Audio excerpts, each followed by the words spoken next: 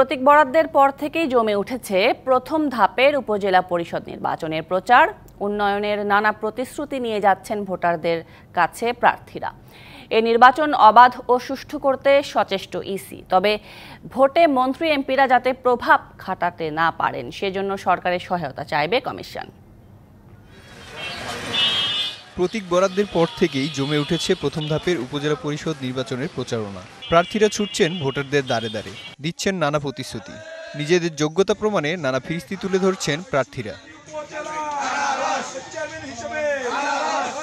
উপজেলা ভোটে মন্ত্রী এমপিরা যাতে প্রভাব খাটাতে না পারেন সেজন্য সরকারের সহায়তা চাইবে কমিশন।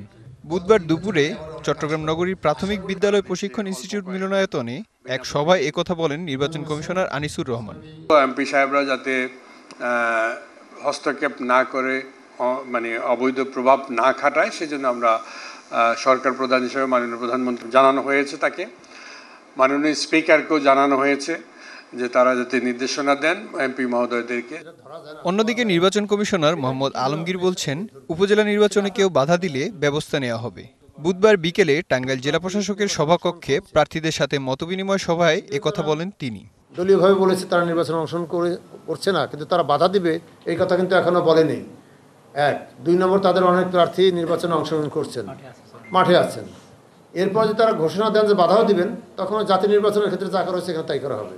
প্রার্থীদের নিরবিচ্ছিন্ন প্রচারণার পাশাপাশি আচরণবিধি মেনে চলার আহ্বান জানিয়েছে নির্বাচন কমিশন। মেহেদী হাসান, ডিবিসি নিউজ ডেস্ক।